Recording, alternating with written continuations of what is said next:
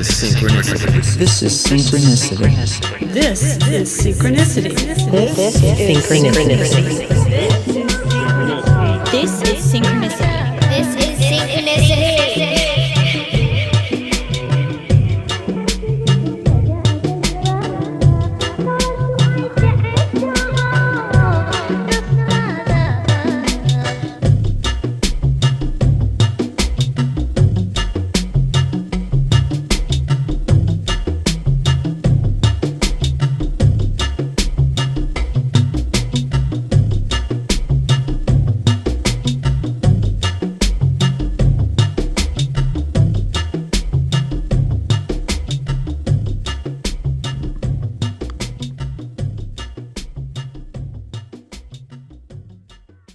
Welcome to the Very Sync podcast, which means this was a dual podcast, quadcast with my excellent friends, Jen Sodini, Sean Dunn, and Cass Greener from the Very Ape podcast. This is the Very Sync podcast.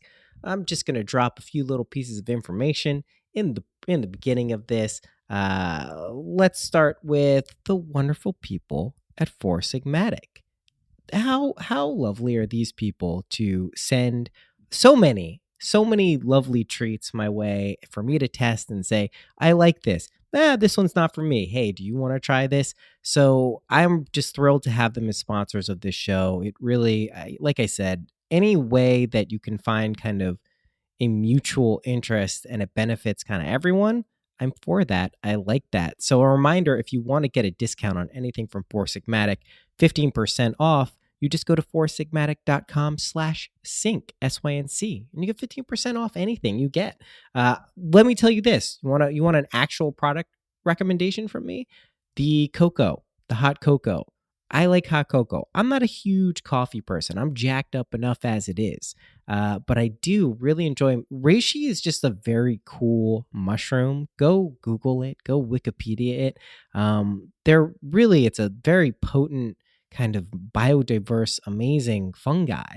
And you think when you're drinking hot chocolate, like, I don't really want mushrooms anywhere near that, but it doesn't taste anything like mushrooms. It tastes like hot chocolate, and it's really good. It's like a classy hot chocolate. That's how I put it. So if you're looking for a product rec, go get that. That's all I've got for the ads this week. We'll have some other ads going on next week. It's weird. Here's a tip I learned. If you want to get sponsorships or advertisers, and I imagine this applies to anything, just start relentlessly making fun of things, and then apparently they come calling. I'm sure there's no direct correlation, but that's certainly what happened in this case. The fake ads led to real ads, which is pretty interesting, isn't it? I don't want to say too much. This is a long episode. It was 4 people talking about a bunch of things. And I think all these things are relevant. I was particularly interested, and I wish I could say surprised to hear, but not totally surprised to hear that Jen has been also encountering a fair amount of spiritual materialism in the world. And everyone's trying to hustle and make a buck and put on their persona masks. There's a lot of that talk in this, which Space is like the Synchronicity podcast has turned into talking about that. So sorry if you don't like that, because that's what it is now. But it was very kind of refreshing to hear everyone's perspective on this. It's just a lovely group of people. I know Jen mentions it on the podcast, but the Whitma event is taking place in April 20th. Oh, it's a good date. 420 is a good date. This year in LA, details to come. I'll keep you guys in the loop for that. I am no longer actively involved with the planning of Whitma. I had to take a step back, but I am absolutely in support of what her and Anna and Kara are doing. They're wonderful people. So stay tuned for details on that on this podcast, and I'm sure on other ones. So that's it. How about we get to this podcast episode, which Sean Dunn slaved over for all of half an hour to come up with the name. Reintegration is the theme of this podcast. Enjoy.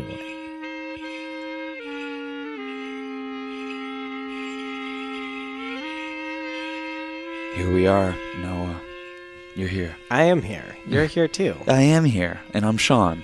Yeah, and I'm Noah. And Cass and Jenna are also here. You just got me high for the second time in 2019. I'm fucking flying, dog. Oh, yeah. So, I didn't realize you haven't been smoking, even though he's been saying it and saying it. This weed is very strong. Yeah, I know. It's grown with love, though. Yeah, So- I can feel that. Yeah, man. Well, welcome to my world. Yeah, and welcome to ours. It's a little smoky. Yeah. We just had an awesome conversation. Yeah, that was really fun. One of my favorites. One of That's definitely one of our favorite podcasts, right, Cass? Cass isn't on mic. She's nodding. I say one of my favorites. I've noticed in literally every episode I've ever recorded, and someone pointed it out. They're like, "It can't all." I'm like, "It can. They can all be one of my favorites." I have a lot of favorites. Well, we had a very special guest, Yes, we did. Who? Jennifer Sodini. Oh yeah. She's sitting right in front of me right now. Also not on mic. I thought you guys were just going to keep talking and we were going to quickly do this, but I don't know. This is our intro. You got me high, dog. I know. I love it. I love it. Well, enjoy this episode. We're not going to give you any information about it whatsoever. I like that. It was a wonderful conversation. You'll have to take our word for it. Or you can turn it off now and you'll never know. Yeah, turn it off now. Yeah. Peace and love. Peace.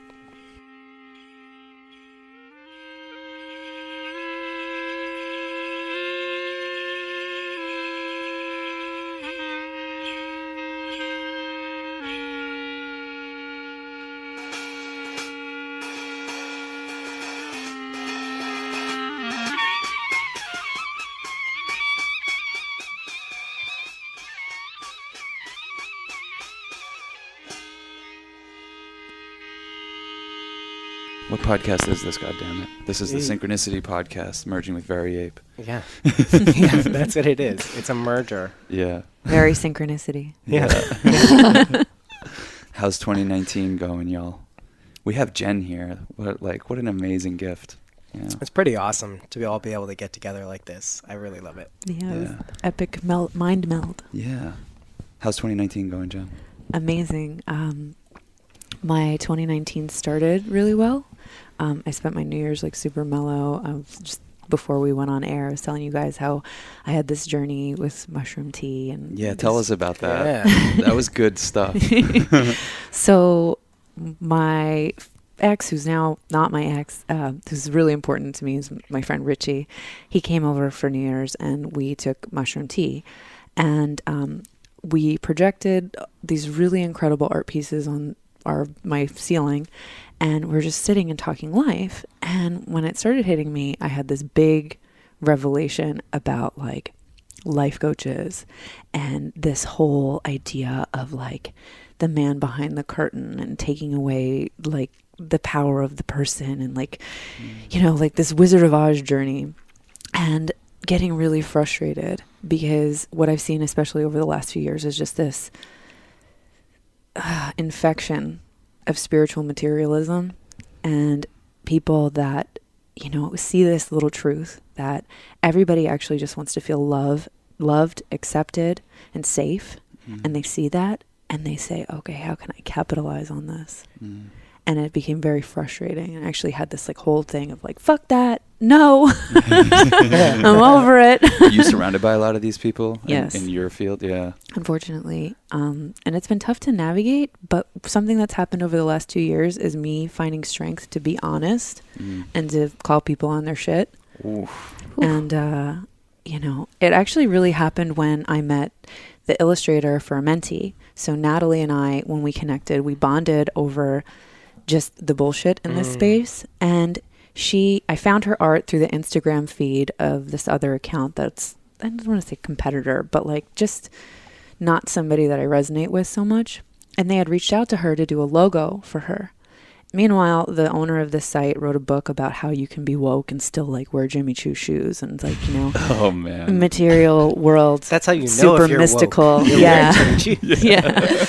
But, you know, Natalie was like broke and bartending. And meanwhile, this woman's talking about how like she's so woke and has, you know, acquired all of these things.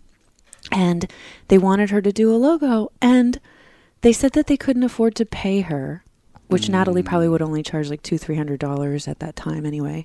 But they said, manifest the number you think you're worth.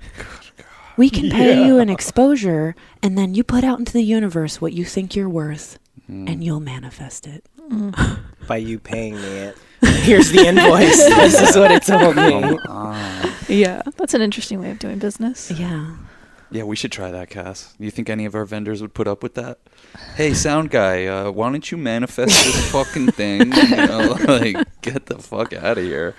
Wow. Yeah, I've noticed it too. I'm a little bit like kind of removed from that whole world or whatever, but I noticed it too. I don't have a lot of faith in people that are saying have faith in me. I don't know. Yeah. There's this really great, this is like a Zen koan that says teach, not talking. Mm-hmm. So it's like, I feel like if you have to talk about it so much, you're not actually being about it. So it's like, just be that thing. Yeah, Manly P. Hall says the great sermon is a good life. It's not a bunch of blah, blah, blah, blah, blah, blah about it. Fucking pulling in customers. No. I like the idea of student versus teacher and maintaining a student's mentality through all of this, because that kind of aborts the tendency to say, I'm this person, I know this, look at me, which is the prerequisite for saying, I'm branded as this person, pay attention, look at me. So if you just constantly like, do I really have something to share? And eventually it's totally okay. If you've learned something that really genuinely helps people, I respect these people who, go to these meditation retreats and come back and then go on them every year for like 30-day silent retreats at least once. Like, you're doing it. Like, you're not talking about it. You may be talking about it a shitload in between, but you're doing the thing that helps you, which people always want to hear about. But yeah, the commercialization, it's interesting that everyone is kind of like, I'm both saddened that it happens so frequently, but encouraged that it's kind of bubbling to the top. And I don't know who I was speaking to recently, but they said like a lot of good stuff is coming to the top, but also a lot of the bullshit. Like, a lot of it is coming to the top and it's visible and people are seeing what's going on. And I think that's how this stuff eventually ends or morphs into kind of a more,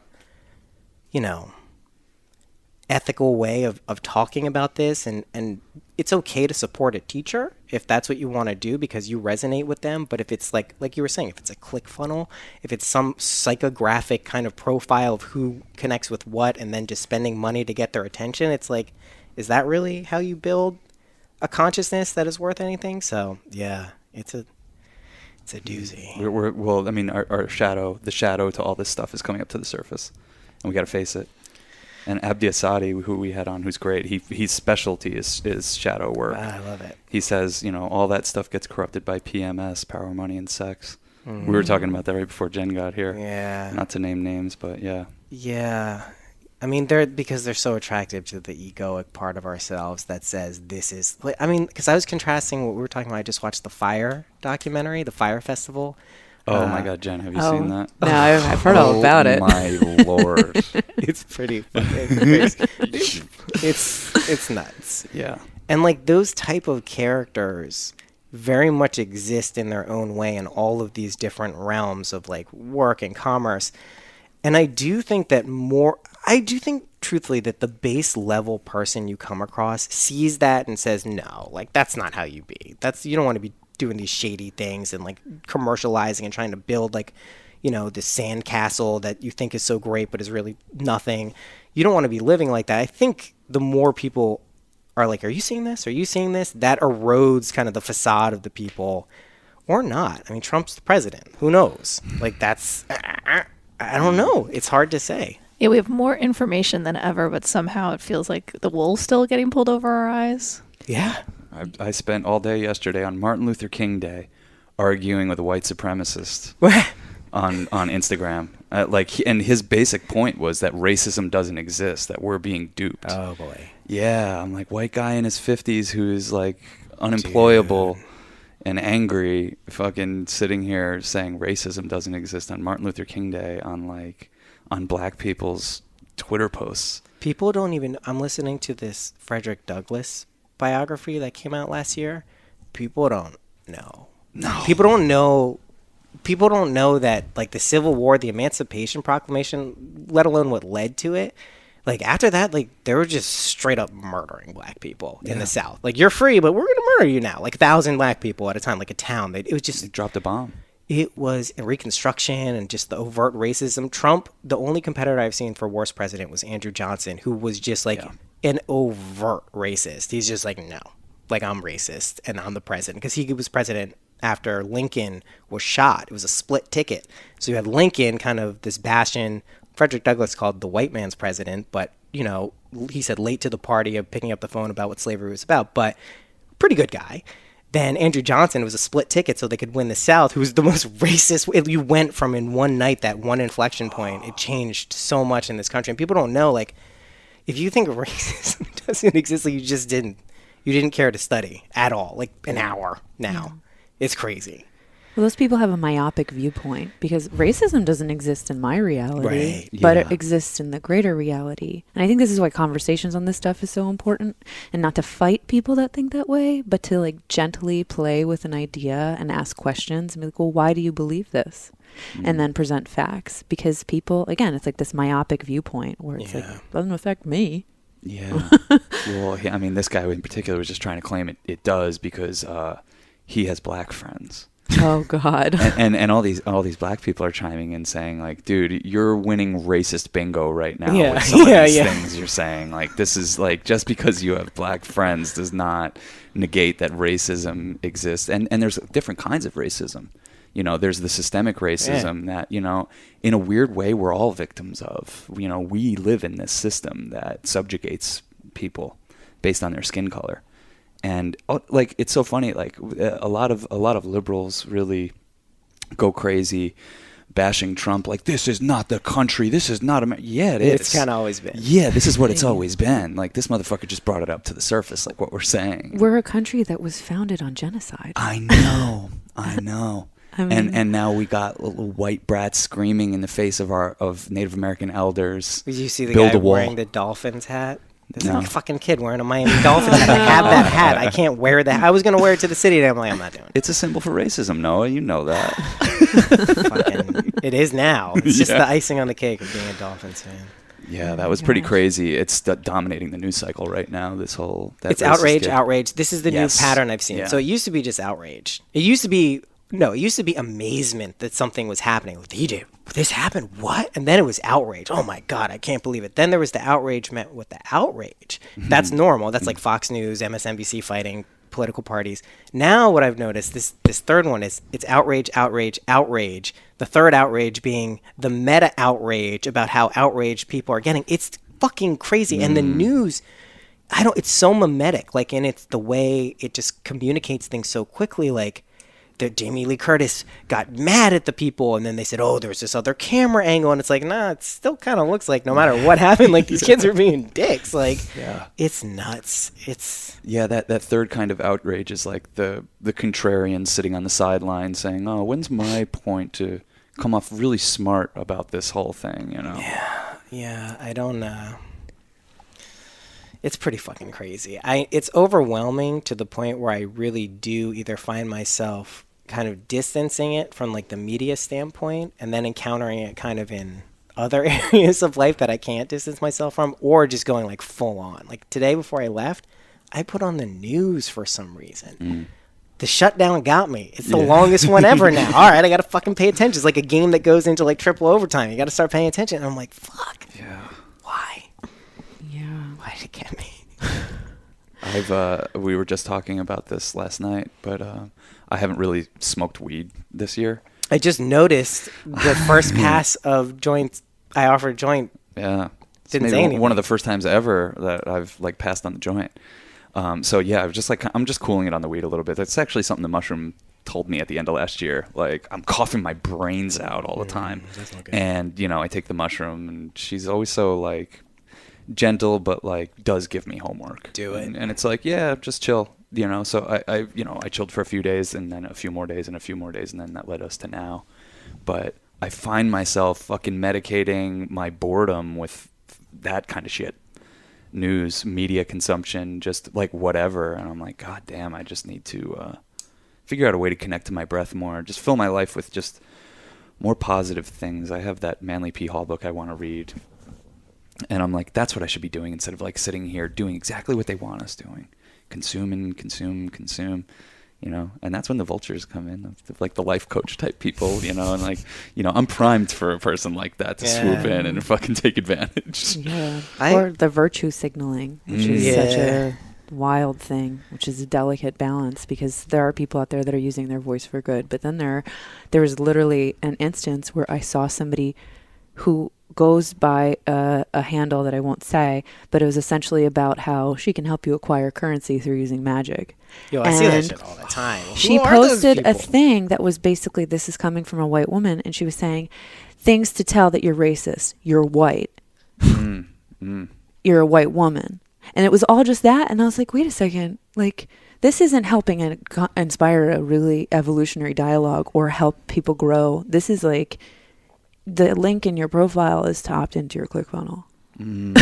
I think you're literally virtue signaling to get clients. Yeah, wow, that's fucked up. Yeah. That is fucked What up. do they? So she's acting like she can perform magic with you, and money will happen. Basically, yeah. Oh, that's How dark. do you...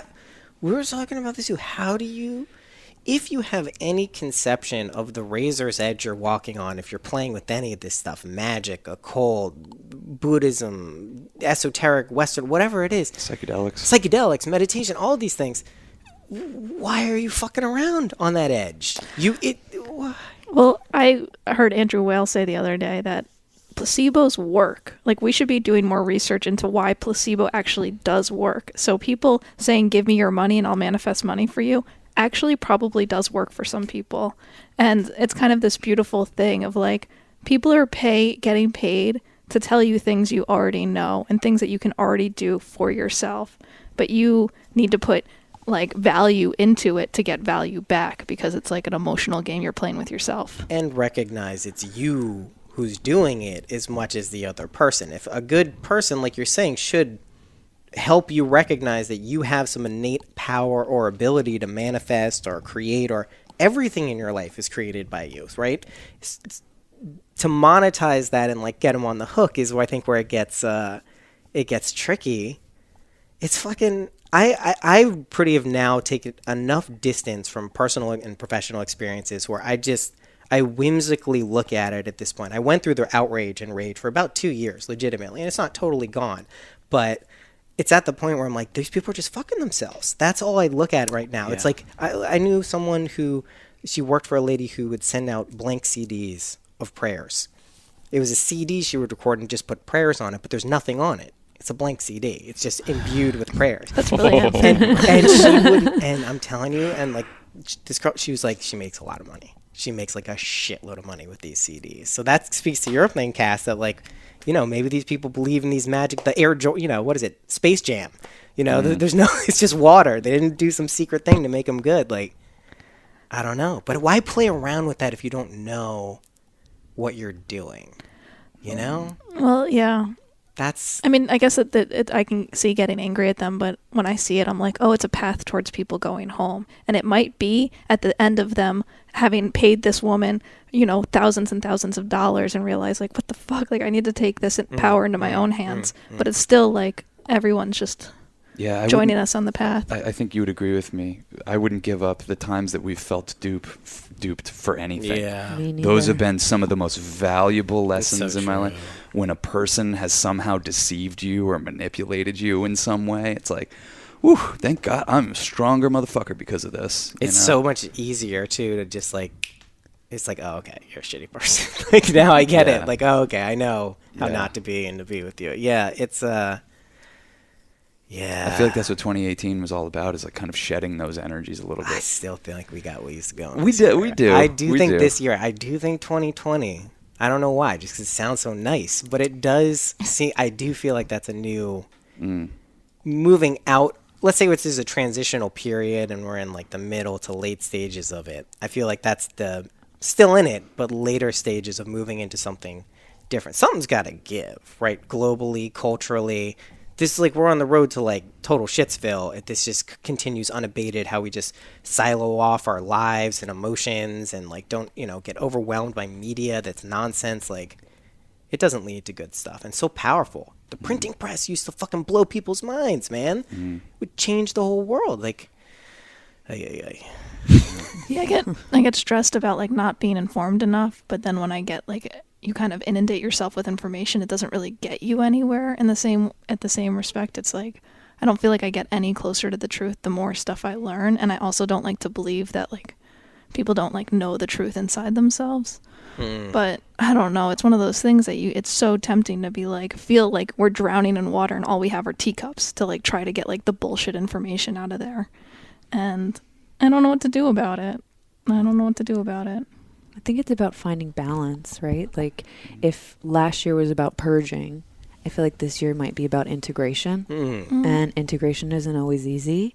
But having that fine balance of everything is important, because I get caught up in stuff too, where like I'll go down a rabbit hole and go deeper and deeper and deeper, and it never ends. And then I'm just feeling crazy, and I'm like, oh my God, everything just boils down to Nazis and pedophiles, and like the world's gonna end. Like, that's why does it always wind up here?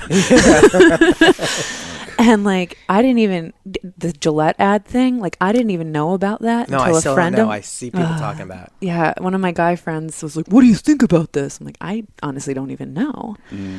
And this is where it's hard not to engage in the fire, because I watched the commercial and my first reaction was like, oh, they're trying. What was the Gillette thing?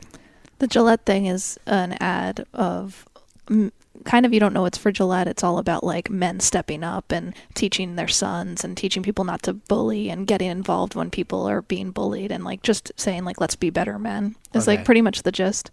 I personally find it as egregious as all advertising, because I don't think advertising is the savior of like racism, so or the meta like commentary is not needed. Yeah. Well, I don't know. I'm grateful for it. There's part of me that's totally grateful for it, and part of me that's like, but I'm just like, why are these the people that are leading our messaging? And why it's all our vote in money and things, people who produce things. Like, that's how we vote, by what we buy. It's money. It's gross. Exactly. It's an illusion. It's like, you're not actually, by buying Gillette razors, you're not actually doing anything. By buying Nike, you're not actually doing anything. They fucking got you. They're getting you. They're using it to sell a product. Yeah. That's the same thing you're talking about, which is whether it's a product, a physical thing that you don't need or don't really need, or some illusion of someone providing you something that they maybe don't have enough skill or training to do it to the best of their ability. Like, and this is like a weird, tricky ground. Like, I see what you're talking about too. Not to jump too far away from the capitalism, because I see people making this immediate choice to monetize their knowledge or spiritual knowledge a lot, is there are young people who I've come across, very young people who, like, I'm like, how are you so advanced? They're not charging, they're not doing anything. I'm like, how the fuck do you know this much at this age? I had no idea about any of this stuff, and I thought I was like pretty relative. I'm like reading Carl Jung, like I'm not doing nothing.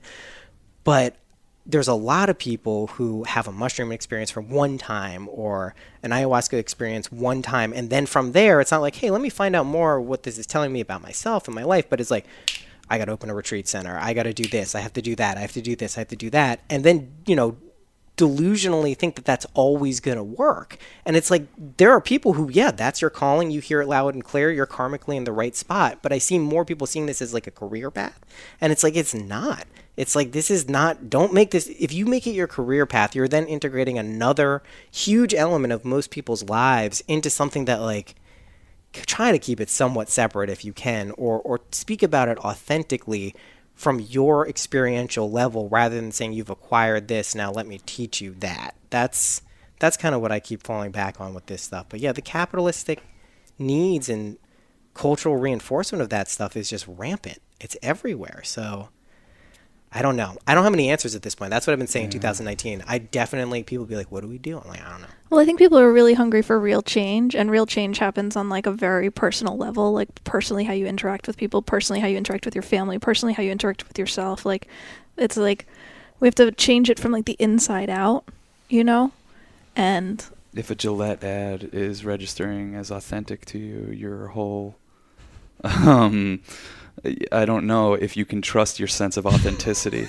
or it just fucking dilutes the whole thing. It's that's not who we should be looking to, because what are they doing really when it comes down to what does Gillette do?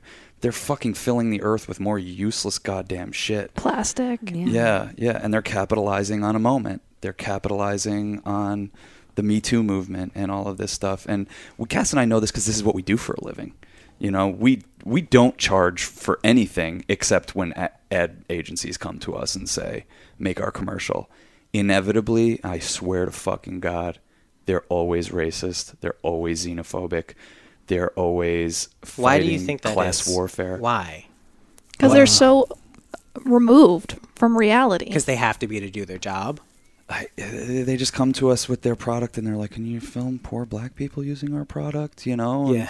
And then we go to do that and they're like, they don't look poor enough. Can we get these, you know? Find poor Yeah, people. they're just, oh man, I didn't realize that they were going to have an Xbox. This just doesn't look good, you know? We really wanted really more poor. And it's like, fuck you. You know, I got hired once to go to Romania to make this thing, to make it look like it's a big center of hacking. And Norton Antivirus hires me to go to Romania to make a film about the hacking scene there. We get there, it's literally non-existent. So I tell that to the agency and they're like, fuck you, make it anyway. We're paying you to be over here. You're over in Romania, make a film about fucking hacking. And it's the most xenophobic, fucking bullshit, trumped up fucking asshole thing I've probably ever been a part of, and it won all kinds of advertising awards. Really? Yeah. Do you think it's because I feel like maybe in some ways, I know I just saw it, so it's on my mind, but it feels like reality is kind of a fire festival. Yeah. You know what I Definitely. mean? And like you kind of had that sense when you're growing up, and you're like, I don't think these people who say they know what's going on are going on. Now, as someone who's like relatively, like, I have a kid and I've raised a kid, he's alive and well, like, isn't like some secret magic a parent has or an adult has? At some point people are just like, oh, I know this is how I am now, and it's like, all right, but do you? Yeah, it's a gigantic house of cards. That's why I say, like, you know, the integration I love. I do think, like, I don't think it's going to be a catastrophic doomsday scenario, but I think the way we're doing stuff, and people are saying it all the time, but I do think, like, some shit is going to happen at some point where enough people are like, all right, we got to not do this, because I don't know if that's older baby boomer generation kind of dying off and people are more impacted by things regularly will say something, but like something's shifting, right? I mean, I'm hopeful because I think something sexier is just coming on to the table. Like, I think it can't be less sexy, right? I mean, like the Alexandria Ocasio-Cortez, like, she's sexier. What she says is sexier. How she says it is sexier. How she fucking responds to people and schools people is sexier. Like, we've just had someone who's like playing a media game, like, and is horrible at it. But like, we're gonna get a better channel. And so this is, I think, Trump has like opened the gateways of new types of politicians, new ways of talking about politics, no bullshit. And now with that, it's going to get sexier. And the economics. That's what I think. I mean, nothing will teach you about economics quicker when you don't make money, right? Then you start really trying to look, and then you're like, yo, what is going on? Yeah. I'm a good person. I'm doing good shit. I do the right thing. I help people. I could have charged money, all these things. You're like, what is going on that we don't have some reinforcement for that type of system? And I think that and like, look at like the billionaires of the world. Like, it's crazy. I read the thing where it's like the 36 billionaires have as much money as the poorest 4.8 billion. And it's like, bro, that's like an unfathomable amount of people. Worst that's it's just ever been in history. 36 people have all like. But where does the need for that level of consumption come from? What is it within the human design? That's a good question. That makes somebody with that level of wealth and influence and affluence to want to hoard it and not use it to create with. It's the same thing that gets us buying their products. Yeah. You know, the lack of love, the wanting to feel whole, the wanting to feel complete, the wanting to feel part of something. Yeah. You know? I agree. I do agree with the karmic kind of like down the chain thing. Like, you look at the genesis of what this was started for and the motivations and intentions known and unknown and the founders and the people who maintain this idea and organization. And that's what you'll get all the way down. And I think it is an accurate reflection of those types of personalities. I mean, psychoanalytically, it's like Messiah complex, right? You think what Devin thought for probably a half second, which is like, I am God. And then it's like, oh, no, you just keep thinking that because now you have the means to do godlike things because you happen to be in this structure that is like, yeah, you're God. You got a lot of money. You're God. It's crazy. I don't know. It seems weird, but like, look at someone who a lot of people liked, Obama, right? A lot of people liked Obama. I don't think he was a horrible guy. But to be president, He's not the worst war criminal ever. But that's my point. He's got That's blood my on his point. hands too. That's my whole deny point. that. That's my whole Yeah. point, right? Like that, the willingness to be like, you know, to be a president and go through the political backfighting and major decisions of killing people, like.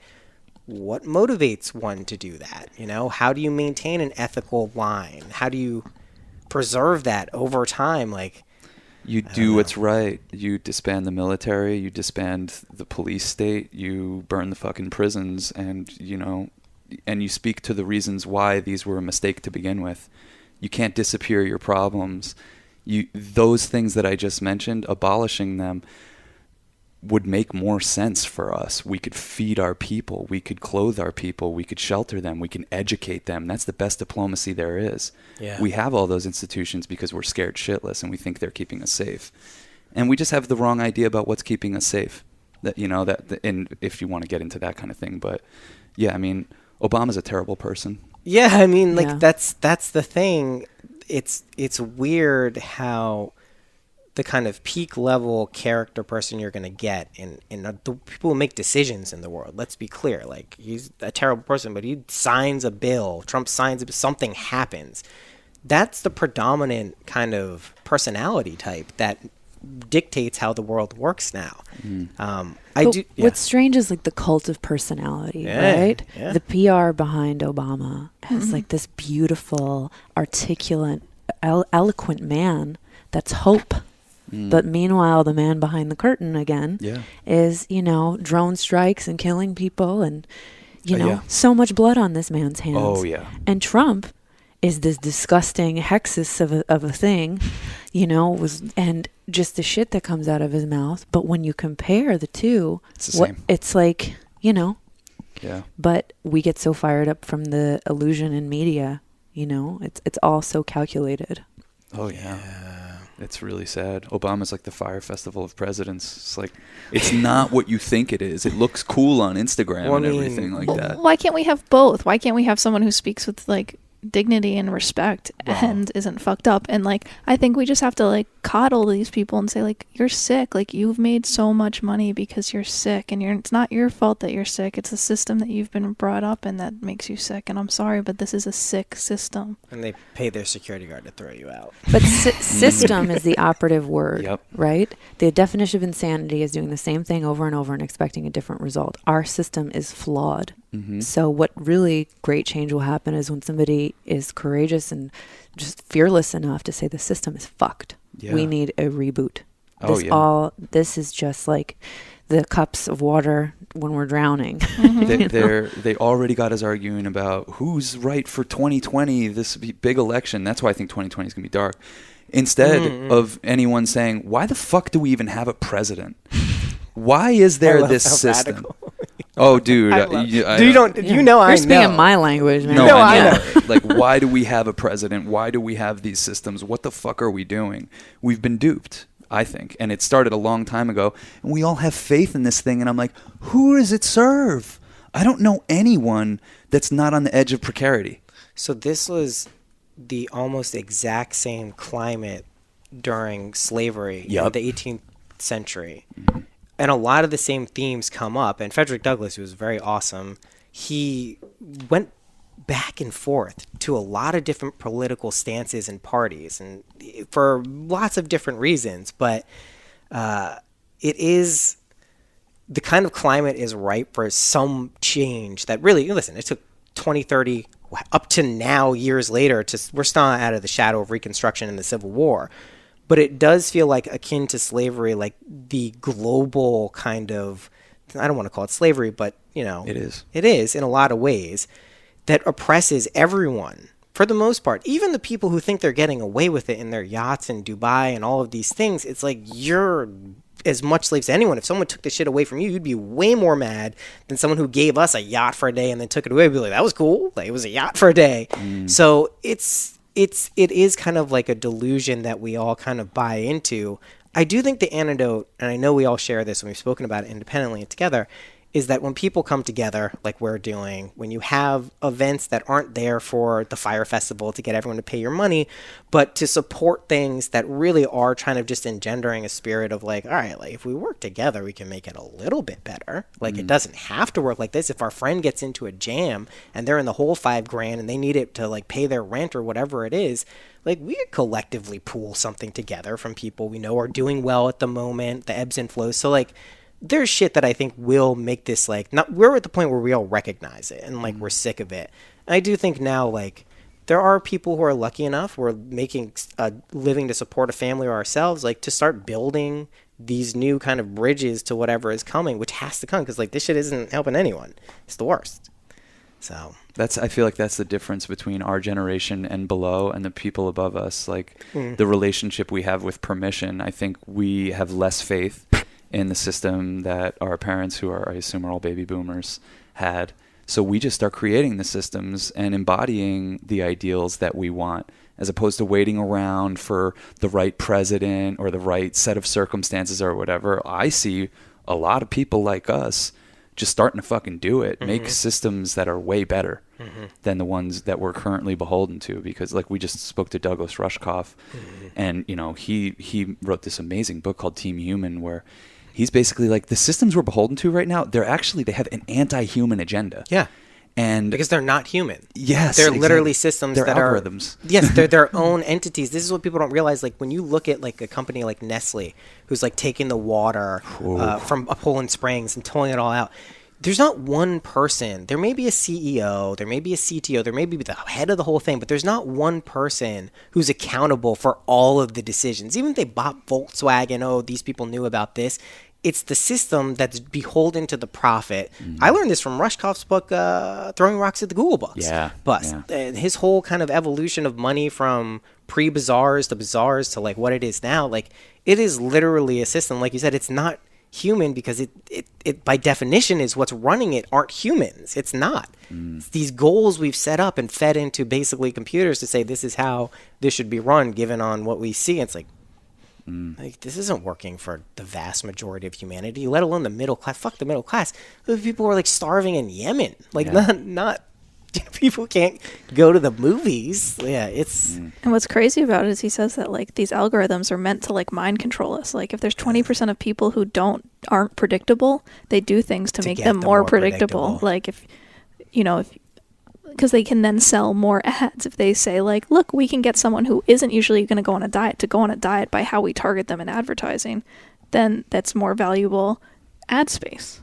It's fucked up. They use fucked up means to do it. One of the things he said in his book that we didn't get to talk to him about was, speaking of drone warfare, the people that operate those drones, who are in some fucking office in Nevada somewhere, have worse PTSD than your Ender's Gaming people. You use so bad. They monitor them for weeks with these drones, and then eventually they do the drone strike that kills them and a fucking wedding full of people, and then they just go home.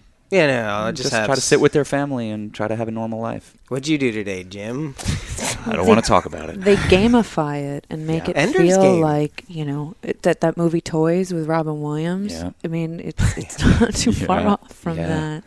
Yeah, man. It's dark stuff, but how do we integrate? Like you're saying, I actually am curious what your thoughts about that, both psychedelically and societally, are. How the fuck do we integrate? I'm working on it. That's the right answer.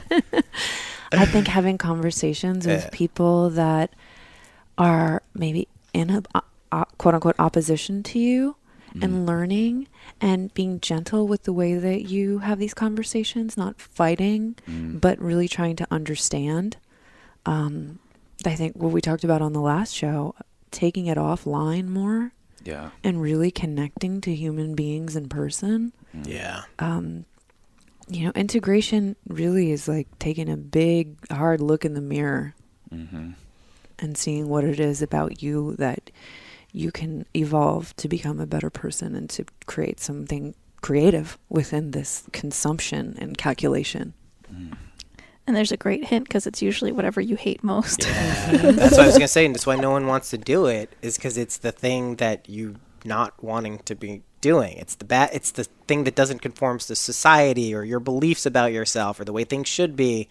And like that's the worst. No one wants to really confront that, but you do. The more you do it, the easier things get. It's like releasing knots of whatever it is, mental friction, karma, whatever you want to call it. Like it does make it a lot easier to live and get and deal with good shit and bad shit too, which is a skill. Like How ironic that fucking egg photo was like the most liked thing on Instagram, and like from a meta perspective, like what does the egg represent? It's like you have to break out from in to destroy the system that envelops you. Wow. So really like a meta on that stupid fucking picture. But that's no, you cued in on the other key too, which is you can't take this shit too seriously all of the time. If you do, you don't get not serious. You don't go to dum dum town, but you don't get too. If you notice yourself getting caught up in lacking clarity or means, and you start asking like, "What do I do? What do I do?"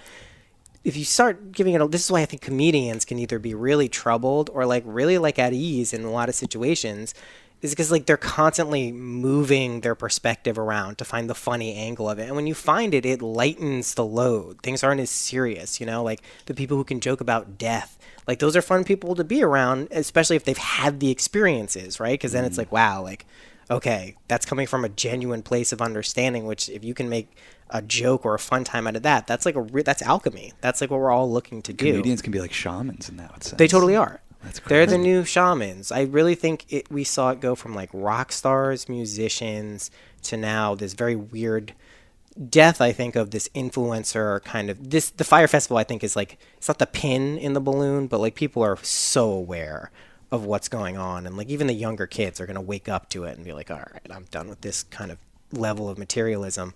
But I think the comedians, like, it's this ongoing renaissance of like just people bringing the absurdity of our perspective, you know, our reality to light. Like that needs to be done as much as possible. And it's a huge antidote for dark states of mind. Like you get someone depressed laughing, at least for that little bit, they're out of it for a little bit. So, yeah. I think it's a conversation. Sorry, I didn't mean No, to. go ahead. I think people crave connection with somebody that thinks the way they do. So comedy sparks something, but conversation also sparks something. Just being able to hear something and relate to it and be like, holy shit, I'm not alone. Yeah. You know, I'm not alone in this. That's why Alan Watts was so brilliant in what he did, because he was like the shaman comedian and very zen and, you know, laughing at the cosmic joke of how crazy it all is. He was in on it.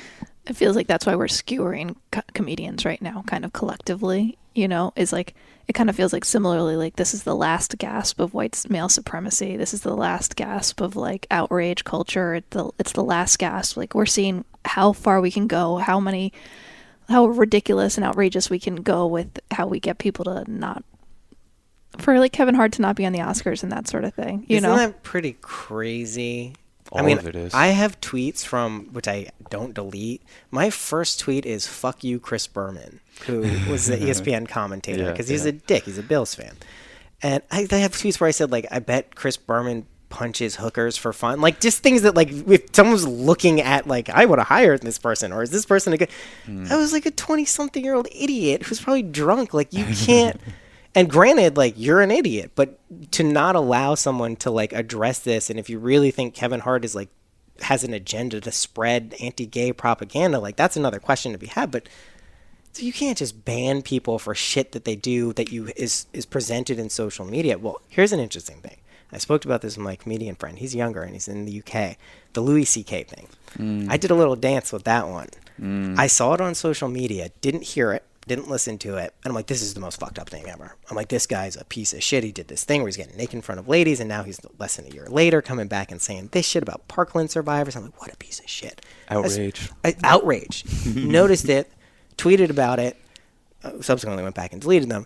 Spoke to my comedian friend, because I spoke to my comedian friend, and I was like, what's your take? He's like, listen, the only way comedians develop material, and there's a question, he's like, it lacks empathy, those things, but he's like, the way comedians figure out what works with other people, who especially are accustomed to pushing the boundary, never expect that to be out to the world. It's meant for the people there. People couldn't record it and post it on the internet. He's like, this is how people work through it. And he's like, I listened to it and I still haven't listened to it. And he's like, it wasn't as bad as it was in the printed form. And that fucking outrage manipulation got me. And I didn't know what was going on. I still haven't heard it. We listened to it. Yeah. I mean, he's a creep, but like his comedian, he's like he's taken on and put the black hat on fully. He's like, that's what it sounds like when we listen to that. Like, I don't think Cass and I were ever the biggest Louis C.K. fans. He's not somebody when I would watch his specials I would be laughing. Because he's more nihilistic for you. Yeah, I'm like, this guy's giving like a nihilistic rant. This isn't to me like laugh out loud funny. Like whereas like Norm Macdonald, I can't stop. I mean, like, Norm is amazing. He's just so good. Every word. But we listened to that, and yeah, there are parts that just like really just like make you just like cringe. And really, more for me was just hearing the audience's reaction. Which was what? There's a white bro just sitting right next to the mic that was bootlegging it, and he's like, "Right on, man!" Like just going over the top with his reactions, like just a little too much. And that's the part that kind of creeped me out more. It's like, I understand Louis C.K.'s a creep. I watched his show. There were some episodes where I'm like, "What the fuck? This guy wrote this and filmed it and put this out. Like, this exists." Like, there was the penis thing in his early show on HBO, where just all of a sudden. He did. Oh my God! I just realized that. Yeah, he did what he's miming accused of jerking doing. off. He was got naked before the cameras, and it's like a weird setup show. It's not like produced like Louis. It's like I think it might have been called Louis or some weird thing like that. But it's like a 3-camera comedy, yes. regular. Oh, it was so weird. Yeah. Now I just realized that's what he was doing. Probably all of our favorite comedians are fucking weirdos. Probably all of our favorite musicians are weirdos. Who is not a weirdo? Yeah. Well, riddle me that, please. There's a line of weirdo, though, right? Yeah, I mean, jerking off in front of people. I mean, unannounced. Unannounced. No, didn't he ask people? He did. Wasn't his thing? That's why Sarah Silverman stood up for him and said, like, listen, like, cut the shit. Like, apparently he was asking people if it was okay to do that. He jerked off in front of Sarah Silverman. She said okay. She said okay. She said I watched it a couple times, and a few times I was like, no, I'm good. Like, I don't need that. That's cool. I don't think he was cornering people. I think that where he stepped over the line was using his power. Not recognizing that people can't say no. Well, it was not that I think they might have said no. I think what happened is they said no, and then they went around bashing him and being like, Louis a creep, and then he ruined their career. Yeah. He used his power to silence them and ruin their careers. Yeah, so it's like it's power that corrupted. But he's been the same guy. I didn't know he was asking people. That does change it for me. No, he never. I'm pretty sure Louis C.K.'s never been accused of just jerking off in front of somebody. Oh, I thought he would get him in the office and just get naked. No, he would ask, but then the worst thing is that if somebody was like, "Oh, what a creep," would retaliate. Yeah. Well, you got to just get out in front of it and be like, "I do this." See, but look, all this He kinda context was, really though. helps. Your mind is changing right now. No, my mind is changed because I thought he was just like a creepy guy. I mean, it's still pretty creepy. Yeah. Like, it's a weird request. Definitely. Let's be clear. Yeah. But it's way less weird if you're doing it if you're not asking people to do it. That's much weirder. If you're just doing it, that's like a whole other level of demented to me. Oh, I didn't know that. Yeah. I mean, I think what I get disturbed by is society's reaction, where it's like, we not only want them banned from, we want to ruin their fucking life. People love it. Like that, and it's just this gotcha culture, and it's really horrendous. And I'm not sure where that comes from. Probably people's lack of feeling empowered. They're not dealing with their shadow Yeah, stuff. That's what it really does boil down. All of the things we're talking about, I do think that's like the biggest theme, and it will probably remain so because the shadow is everything we can't consciously perceive too. Like we wouldn't be doing it if we had an choice of like more suffering or less and could push a button. We do those things, but it's nebulous. It's not always around our conscious. You have to actively focus on it and work on inner issues and relationships and problems. And it's like, that's fucking hard work. Yeah. That's certainly not reinforced by the culture, but... You made such a good point, though, about how it's like the Gotham culture, where it's like, it does feel like in a way we're living in these biblical times, right? Where people are being stoned to death for their transgressions instead of wondering where he went wrong. Yeah. Because deep down, at one point, that was a little boy who grew into a man, who developed this habit and this way of understanding women and whatever, and acting out in this way. But instead, let's kill him. Yeah. Let's stone him to death. But then circling back to what we were talking about before as well, this idea that like it's so akin to the Messiah is coming. We're waiting for him to come save us. Yeah. We're going to, study this book and say the Hail Marys and do whatever and follow these archaic rules that like may not even been the original rules and from this book. And then meanwhile not be present in life because we need that to save us. Yeah. Instead of saving ourselves. That's why those teachers who we're railing against Yeah. are so prominent, because they can be those people. Yeah. They'll be your golden calf. They'll tell you, hey. But again, it's a flawed system. Why do we want to kill that person? Well, it has to do with what I was saying about our military and our prison system. When you disappear your problems, you're not facing the shadow. Oh, drug problem, drug users are the problem. Cool, we'll disappear them from communities. Instead of communities have to say, wait a second, is toxic capitalism making people insane and needing to self-medicate and therefore commit these crimes? Are too many people living on the edge of precarity where they have to do these things that are crimes? That, we create the criminalized behavior, and then we criminalize everyone, disappear these problems, and we don't grow. We don't integrate. We don't integrate. Well, those things you're talking about, those institutions, those fucked up systems can only grow in the dark, right? Mm-hmm. That's the key. Yeah. If you shed any light on them whatsoever, they begin to crumble or die really quickly, because they're just like, people know instinctively, like, that's not right. It's just it is a Wizard of Oz thing. There's so many different Wizards of Oz's, all of these layers through society, that I think that's why psychedelics have had their moment and continue to have, because it really forces you to deal with the moment. Yeah. You may have context and all this stuff built in, but like, you're dealing with that experience pretty presently, which can be good if you want to do the work. I'm curious. I have a question for you guys too, though. I just reminded myself of it. The toad. Tell me more about the toad. Oh, are you kidding me? What's good with the toad? There's nothing. What's good? It's the most powerful fucking thing that there is. I can't even speak to the experience. My stepdad has done it multiple times. One time he came back with like a bloodshot eye. His like eye vessels burst. Jesus. I just like From screaming or some shit. probably Like, something. That's what my mom said. Yeah. yeah, that's. I was supposed to go with him and I chickened out. Well, my mom did too. My mom did too. I almost. Have you ever done it, Jen? No, we talked about it the last time. I still want to, but Yeah, and there's time for it. opportunities. We could talk about that, but it's. I mean, I almost chickened out. It was too. Talk about having to face your shadow. Wow. Like, and not even in a way that you can even comprehend. It's just face like, it all. yeah, it just like puts a whole new operating system in. And Cass and I spent the months after Toad rebuilding our life. I saw that. Doing some really, really deep work. I don't think Cass had like the karmic predicaments that I had gotten myself into in my 37 years. So I was doing a lot of apologizing to people, a lot of saying, oh, that this behavior isn't working for me, that one is, this kind of thing. It just really, really, really forces you to take a deep, hard look at who you've become. And the messages from it aren't even that direct. They're so...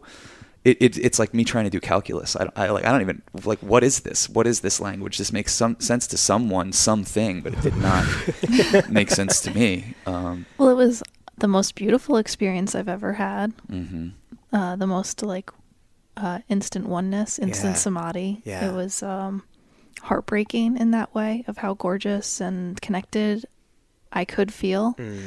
And having been at peace, almost like with being here or not being here.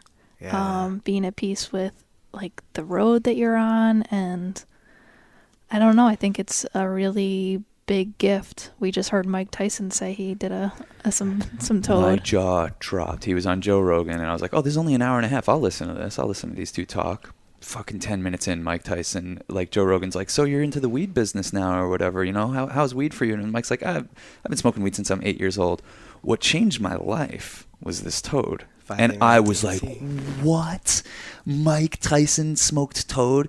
And he had only smoked it 2 months previous to this podcast. So it's still in you. Oh, it's very much still Are in you you. fucking kidding me? He said, if I would have discovered this when I was a fighter, I wouldn't have been fighting anymore. Of course. He said, I would have just told everyone to just love each other. Yeah. That's Mike Tyson's very, very, very, very interesting human being. And he lived in the DC area because one of his mistresses was there. And he was nuts. I mean, he was like an animal when he fought, and he was insanely amazing, but so clearly fucked up. And then his father figure died. But he's always had kind of this real introspective quality, and he's got the funny voice, so people don't take him seriously. But But the guy also loves pigeons. I know. yeah, he's cool as fuck. He's a vegan. Yeah. Wow, he's vegan. Yeah, I just found that out today. I don't find that surprising. Yeah. I mean, that was one of the things, like, I think Cass and I, to speak to the toad, to speak to the mushroom, to definitely the acid, because we've been taking a lot of motherfucking acid. Yeah. We're addicted to integration. The first time we ever took mushrooms here, that was like 5 years ago, I'm like rolling around in the bathroom floor like, fuck, I gotta be a vegetarian now? Yeah. What is this message? I make fun of vegetarians. I poke fun at them. I fucking belittle that whole thing. Like, what the fuck? And now I have to do that, and integrating that thing, that's a huge lifestyle change. Doing that and seeing how much it benefited me, I'm like, ooh, what Now else? you're into it. Let's go. Come on, bring it on. Oh, forgive people that I'm holding out of my heart? Wow, that's good. That's good quality work, and it just felt so freeing to even write those emails, let alone have them be received and responded to. That's awesome. You know, and of course, the work is never done. It's never done. But, you know, that's what the toad really propelled us, or me very, very in particular, is like it propelled me into just wanting to be a better motherfucker in this world. And, you know, stop the bullshit, whatever it may be, just kind of fucking stop the bullshit. And it charged us up. I feel like we've made more friends since then. And like, because Cass and I could get super isolated. We're like, we're all each other fucking really need. Why would we be like socializing all the time or going out or, you know? So now our hearts are way open. And I feel like 2019 for me is very much all about deepening my connections with people. Like, we have all these connections. Our network is vast and across the world, luckily, because of this podcast and these films we put out, and we have people from all over the world, and I've always kept everyone arm's distance away, everyone. And now I'm like, fuck it, yeah, sure, all right, let's see if this makes me uncomfortable. I'm just gonna keep breathing. That's all. That's a good philosophy to have. That's all you can everything. do, you know.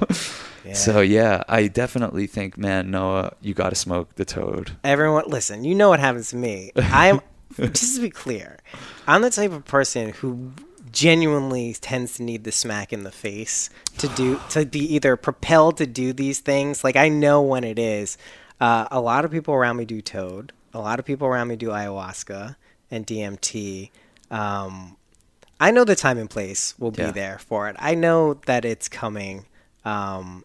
My tendency is, what I've noticed in life after certain LSD and mushroom experiences, I have a tendency to get very floaty. Like, I can get really connected with like archetypal landscapes, mythologies, magical, like feeling, you know, like when you guys do enough LSD, and it's like when you're in the magical, so you're like, this is magical. Like, I didn't even take anything. Like, what is this? Like, this is how shit works. That is a very alluring place for me. So I find, at least unconsciously, what I've been doing, and this is kind of my integration, is I ground myself a lot and then do these kind of moments now where I'm like, all right, I'm going to go off, see what I'm going to experience and what it's really like out here. Get familiar with that, pull it back, and figure out how to integrate it in. And I was talking about this because I was talking with this guy who's a psychiatrist. It's like a 67-year-old guy. He's been a psychiatrist a long time. And he's really into synchronicities. He's got a show, Connecting with Coincidence. And he's like, listen, there are people who demonstrate psychosis, manic and schizophrenia. And he's like, but the weird thing is like, shit does happen to them. It's not like some objective, like, or subjective delusion necessarily. I had someone who listened to an episode I did about that tell me that someone they know, this shit happens to them and they get dragged in and start seeing these things happen. And it's like, listen, they're coexisting, those two worlds, that practical, mundane, I gotta do this, I gotta do that, and the kind of like anything is possible, you create your entire reality. To me, the fun is kind of like walking the line and not taking either too seriously. Toad, I know from what I've seen from everyone else, would definitely push me like to some real like, oh shit, I gotta focus on the reality of the situation now, like I'm very interested. It's having a cultural moment too. It's like getting to the forefront, right? If Mike Tyson is talking about it, and Joe Rogan is like, "Oh yeah, 5-MeO DMT. Yeah, I've done it as well." I didn't catch that distinction. People just told me he was talking about DMT, which I'm like, oh, that's not surprising. The fact that it's 5-MeO DMT. He said he's done the other kind too, and Of course, DMT, yeah, you of know. course. But the toad is this shit's like 100 times as powerful. Yeah. I'm curious to work with the synthetic version of it because, like, I personally feel pretty uncomfortable continuing to dive back into the toad, given that I've had the experience and that, like, I don't know how sustainable it is for everyone to smoke toad that, like, comes from this particular Sonoran desert. It's not sustainable right so. now, but they're figuring out ways that they can make it The sustainable. synthetic version of it. I've heard it's a very, it replicates from what I've read and the people who've spoken about it. It seems like synthetic does kind of the same thing. It's like whatever this does, it just like hits those parts of the brain and it's like, oh, you're Unity. Yeah, Like, yeah, exactly. I'm not opposed to it. We do have another toad thing on the schedule. It's like our main like psychedelic hurdle to jump over in the future, but yeah, we do. We're gonna do a little less and look at each other. No, really, we're gonna do a little less toad and look at each other in the Focus eye. in the eye. Yeah. Yeah, Are we're gonna you present? hold space together. Are you here? Are you there? Are you If everywhere? It depends on the dose we dose. took last time. You're not here. No way. You're like barely tethered by the music. What Yeah. music are they playing? You know, Oh man, I'm gone. oh yeah, Yeah, but no, you I'm- need that music. Of course, it's your Holy anchor, shit. right? When we smoke regular DMT here, we Yeah, don't yeah. play anything. Yeah, you said because it's just like it's too much in time. Like you're in another dimension. You don't want to hear anything. Like if I hear a siren go by outside, I'm like, oh yeah, that world. I got to get back there. So. It's crazy. Really, LSD is the main thing we've been doing, though. Even cannabis, like putting that down for a second. This is what I wanted to. You guys are the perfect people to ask this to. The dreams. I hadn't had dreams in 7 years. I told you. Or this was actually even more bizarre than not having dreams. All my dreams took place at my cousin's house with a very, very small cast of characters. Every night, same place, same basic group of people. I was smoking weed for 7 years straight. I give it up now for 3 weeks, and I'm hanging out with John and Yoko. I'm fucking hanging out all over the world, doing all kinds of things. Last night in my dream, I was flying, and not only that, they're sticking with me. They're really sticking with me, and I'm like, what the fuck are dreams? Like, what do we need them? I'm curious to hear your take on this. Well, for me, they're like a second reality. Yeah. A big kind of download I had over the past few months was that I needed to phase out alcohol from my life.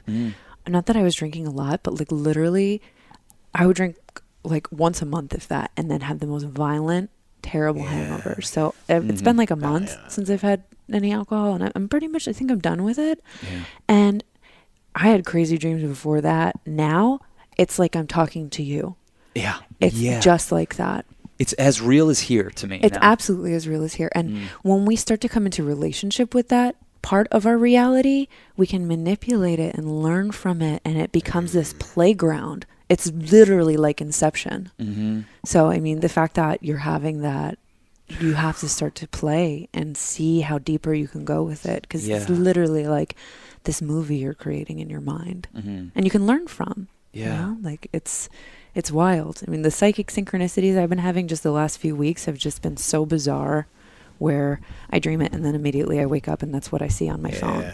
Wow. It's just intense. Well, there's an interface there too. I know exactly where you're talking. So I had 2 periods over the past 3 months where I didn't smoke for 2 to 3 weeks each time, which was crazy. I smoked for like 15 years straight, straight. Like the flu was my last gap, and it's not like anything. It's not really there. The dreams come back immediately. Yep. What she's saying is totally true.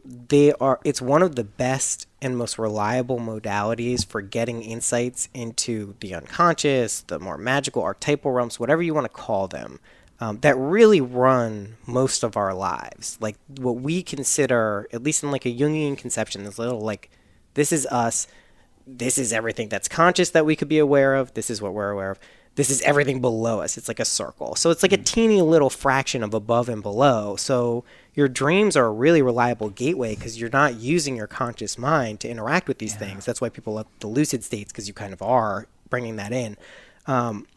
My theory on this related to weed is that I think weed for people who smoke regularly and find it works with them in their lives, isn't necessarily a detrimental thing. Even if it is, it smushes that liminal boundary of the dream world and the real world, the reality world without smoking weed, into each other. So you don't have the same functions that you would be doing and remembering them when you're sleeping, because it's like you're already shifting your reality in a way that's kind of serving that function. Because sometimes you'll dream if you smoke weed. It's not never, but reliably. If you cut it out, man, it's nuts. It's too much. Like to a point. Like I'm reading subreddits of people like being like, I quit weed and I have to go back on it because I can't handle it. And Write now, them down. I love it. That's the first thing we do. We wake up and we're like, so where smart. were you last night? Oh, it's so smart. Here's what I did. Here's what I can bring back. And then I'm dwelling on it all day, like as if I saw a great movie or Of something. course, it is. It just hasn't been the case for so long. And the other thing is, like, I thought I wasn't going to be able to sleep quitting weed.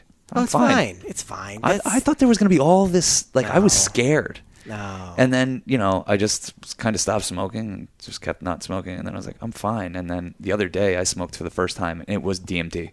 I was like, weed is fucking acid and DMT. It's all, this is so powerful. I can't believe I was doing this all the time. Dude, listen. That's exactly, because I did it twice. I did this full stop, start, ease back into it, because you start smoking. You're like, I was smoking like 3 joints a day. Yeah. I smoke like a joint a day now because I finally have like a more manageable relationship. You can very much. Weed is a seductress. Let's be very clear. Yeah. There is something, especially for how it allows us or kind of shapes our realities for us on our screens. It is very. It's like an antidote to, I think, the way culture is. So I think that's a useful relationship to have. But I mean, there is very little kind of reason for pause when you're doing it, I think, regularly. I find for me, it's such a big part of my life. And now that New York is going legal, like, I'm probably just going to make it a bigger part, not with more smoking, but more integrated into different facets of my life. I've been doing a shitload of edibles. That's what I primarily do now. I had my friend who's like in his 70s, who's had wrist problems his whole life. His daughter was just going through a big surgery. And he's like, your chocolate you gave me like saved my life the past 3 months, like mentally and physically. And I'm like, that's the real power of this stuff. And I think, I just love it as kind of a plant spirit. Me too. And it's just like my jam, whether I'm smoking a lot of it or not. Well, I feel high even, like, that's the whole thing. That's really why I haven't been smoking a lot. You don't need I to. still feel high. I don't know what's going on. The toad. Yeah. Something is just keeping me high. But, the thing that I heard someone, I think Kathleen Harrison said this once, talking about, like, how weed, the spirit of cannabis likes taking human form. Like, she loves coming into a body that is capable, that can do things, that can make things, that can have sex, that can fucking hear music, So, like, I feel like I'm honoring it. Like, cannabis, I will still say I haven't really touched it that much this year. It's my best friend. Yeah. It is my best friend. Well, I never thought about it like that. Yeah. It's an amazing thing. And I think the same goes for, mushrooms, for instance. It's always with me and it likes taking form with me, but when it does, it's kind of like a stern parent, It's like, here's what you got to do. And that's why I avoided it for so long. I hadn't taken that many mushrooms for 3 years. And then right after Christmas, probably around the same time you were doing it, that's the mushroom. We revisited it. Yeah, it is. It's a good time for mushrooms. It's like there's nothing going on in that weird week between Christmas and New Year's. I've tripped. I don't know. I don't have the sheet, but I'm sure I've tripped many. It's such a perfect week for it. Yeah. Yeah. It made me so nervous taking them that day even.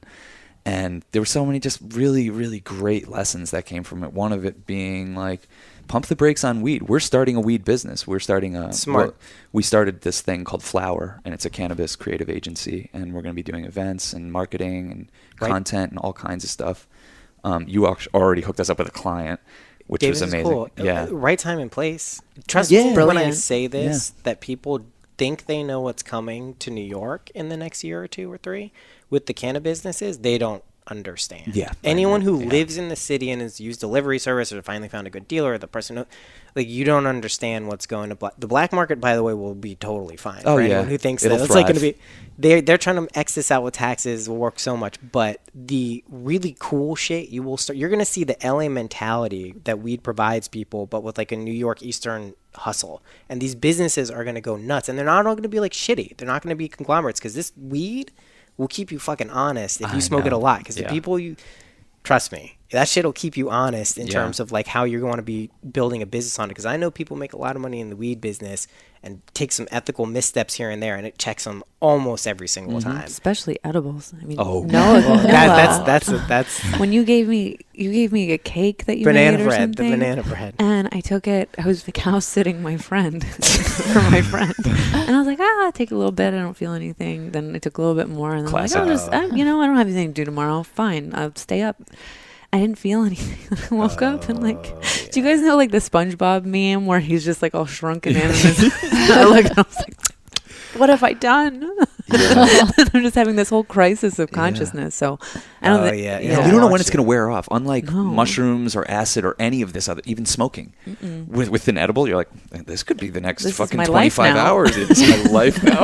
I had that 20, it was like, not 20, but it was probably like a solid 14 hours where I took it in hemp milk. So I made my base was a shake. It was like a shake I was making. Hemp milk and coconut oil that I had made. That's the like highly concentrated. And I was like, I wonder how strong this is. I hadn't did it. Drank it. It was like, that was pretty gross. 15 minutes later, my eyes get droopy. Ooh, like that's real droopy. When it's happening 15 that quick. minutes. Yeah. And I'm like, shit. I'm like, it's like 4, something like that. Like Eli's still awake. I'm like, no way. Oh, man. I start getting the giggles. Like I can't contain anything. My eyes are just like crimson. It's insane. I tried to go to sleep. It's hard for me to go to sleep on edibles. I tried to go to sleep. I ended up getting into this weird half sleep where all I saw was geometric fractions. It was like that liminal. It was like right before you fall asleep space, but I couldn't go for 12 hours. I've got to go. This has never happened. I couldn't. Then your I was life. literally like stumbling from how like fucked up I was. Like, this is the highest I've ever been. I don't think I'll ever get that. Now, it's my opinion, my personal opinion. This is my basic metaphysical act. Isn't it crazy that they're gonna make this stuff? That exists I mean, They do. What is it? It's crazy. Like, is basically They don't know Well, what they're gonna alcohol's legal. Look at what that turns people into. There is good no consumers, whatsoever. good. Yeah. Alcohol started coming at, like, really made a swift exit out of our life. When It isn't it going. was just like, the two don't mix Doesn't somehow. say it doesn't. The only thing that cannabis doesn't really mix Have up some destination when it ought to arrive. Oh, that's bad. it's really the only thing, you know, that I can think of that like cannabis doesn't go well with this. But yeah, alcohol definitely served a purpose and has served a purpose in my life, and I'm not one to just demonize any drug really. Whatever anyone's got to do to get through, but look at the destruction. It's usually bad. I had 2 scotches at a dinner the other night after I'd had an edible before the dinner. Ooh. It was really awesome. Yeah. Oh, cool. I enjoyed it. Like, I couldn't like alcohol less. I don't hate it, but I just like, I'm never like, I want a beer. I've never had that thought in my life. Like, Me I neither. would enjoy a beer right now. I'm like, I'll drink this, I guess. Like, Yeah. if that's what people are doing. But That's why I love you, man. The first time I met you, I was like, I saw how much weed stuff you had around, and I was like, oh, this is my guy. Like, this is like, yeah, this isn't. there's not bottles of liquor, but I will say my sister, who is that's her job, is really knowing about spirits and wine and alcohol. If the narrative and the cultural history is embedded into this thing that's been around for millennia, it can get very cool, and they serve purposes, but it's like any mindless use of a toxin, whether it's weed or alcohol. I think alcohol is pretty bad. Like, it'll fuck you up because most of the shit you're consuming is like, no one's making their own alcohol. Well, it's like intention is everything, right? Yeah. I think of what my big epiphany kind of came through where the last time I drank heavily, my cousin was in town from Vegas and he works in the firearms industry. And I call him like Bro Rogan because he's like this like kind of like UFC Joe Rogan type of guy, but like he's very affable, like a very gun guy. But we were out one night and he brought along this woman who was a former member of the Pussycat Dolls who was in town because she was auditioning for Fox News, and she's like uber Republican, like loves POTUS, this, that, and the other thing. And we're at dinner having sake. And I'm like, I can't believe I'm fucking sitting having to have these conversations and like whatever. And then she starts talking about abortion. I'm like, give me another, I'll have another bottle of sake just for me. And then by the end of the night, I luckily had enough brain power to be like, I need to get out of here. So I just took an Uber, went home. But then I woke up, I'm in my clothes, and I'm puking all the next day. And I'm like, I did this because I was in a situation that made me feel really anxious and uncomfortable. What if I was in that situation completely sober? How could I have navigated that better and maybe help shift someone? And like, even having drank, it's very interesting to have a conversation with somebody that's so nuts, you know, that's like, I've had 2 abortions, but I'm anti-abortion. It's murder. And I'm like, are you really saying this? You're really saying this? How do you do that dance? Yeah. So, you know, that was my like, okay, I want to be able to meet everything with a clear mind and not have to numb myself out from things that make me feel uncomfortable. That's a huge, again, not disappearing our problems by like hiding behind something that's going to make it all better, because that would drive me to drink too. But then there's this really interesting thing where you're like, wait a second, what if I just show up with my breath and just hang with this? Like, I could probably learn a lot, whether it's about how anxious this makes me or how to converse better with people who are completely fucking delusional. You know, I noticed I was doing that with weed. Like the times I'd smoke the most would be when like 2-3 people are swinging through or whatever, and it's like a dynamic that like that is out of control or whatever. I'm just like smoking the whole time, you know, going crazy, and I'm like, what am I protecting myself from exactly? And that's where I started to have like that little like voice inside me be like, try not to do it, and just see, you know, see what boredom is, sit with it. Yeah. See what being anxious in a social situation is. Sit with it. And it's not like it makes those things go away, but you have a better understanding of like your full range of emotions, I think. Something does make that go away. I only know this because it happened to me in college. I was way more socially anxious, although I wouldn't say like a high level, but like way more socially anxious back then than after I started doing a lot of LSD and mushrooms. I can get uncomfortable at times, but I'm rarely socially anxious, even amongst people I don't know. Like, I'm thinking of the scenario with like the Fox News lady. Like, I know exactly what I'd be doing. I'd probably be drinking. I don't think to excess, because I literally really hate hangovers. They're the worst. But I would probably just like joyfully ask her questions that were just like insane to me. Like, how do you like? Well, there was a lot of asking questions, but then deep down, I'm just like, oh. Yeah, I'm dying on the inside. Because I think like so there is something. I'm only saying for my own personal case. Like, I used to have like pretty high social anxiety in situations, but something I think about, I don't know, just being in the moment, I guess, for the most thing, knowing that if you're just being honest and truthful and authentic, like, what's the worst that can happen? Like, you know, and if you haven't been, you have to catch yourself and say, oh, I was being a dick, or I was doing this. But there is something that reduces that. I just don't know what it is. I just know in my own life, and it wasn't drugs. Don't think it's weed. I don't think it's weed. I've noticed I've smoked a lot of weed, and that shit'll pop up. So it's not that, but it's got to be your breath, though. That's could what be I your was breath. gonna Maybe say. I'm just I breathing love more. that because what our lungs produce DMT, right? So if we're actually deeply connected to our breath and breathing through that, I think it's a really interesting exercise in like navigating the world. There's this really great book called The Illustrated Guide to Becoming One with the Universe. It's great. Amazing. The artist is Yumi Sakugawa, and she has this one page where it's like, invite your demons over for a cup of tea. Oh, wow. Sit with them. Wow. And it's so cute the way it's illustrated, and it's very like Buddhist. It's Tibetan practice. Buddhist, yeah. And that's true. Like, let's sit and talk. Why? You know, I think it's a really it's a very psychedelic to be looking at things with clarity. Oh yeah.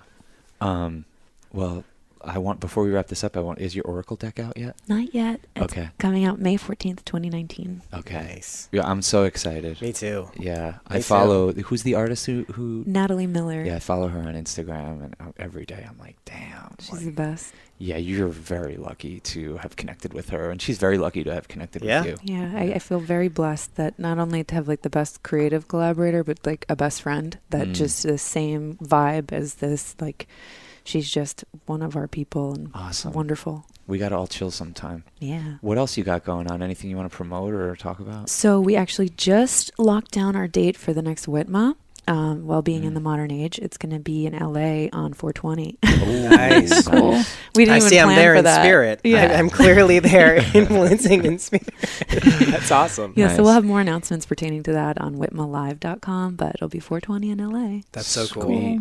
Yeah, maybe we'll try to be out there around the same time. We're trying to bring our radio show vibe sesh Church of Chill to the live. Oh, that would be And I think so it's gonna cool. be. I think it's gonna be weed events. Like That's what I'm saying. Yeah, Or come And hang you'll be out like, with us. Yeah, well, definitely, Yeah. definitely. Maybe we'll have the 419 event, or something like that. But yeah, I was actually just talking to a friend today who we've had on the podcast, Corinne Luperfido, and she runs this thing called Pussy Powerhouse, and she just goes around the country just fucking throwing incredible parties. And she was like, "I love Church of Chill." I was like, "I want to make it a real life thing." And she's like, "Let's Amazing. do it." So, Oh my god. yeah, I think That it is could really be fun. cool. Yeah, just vibing out. What about you, Noah? Yeah, You want to promote this new child you're having? yeah, that's what I'm saying. I got a kid coming Name late suggestions. June. Hit me with boy names. We're in a weird place where we're literally accepting everything, so send them in. The branding of this child has begun. Yes, we're branding him. You can vote on social media. Yeah, that's all I got coming. Okay. Cool. Cass, come on. What do you got? What do I got?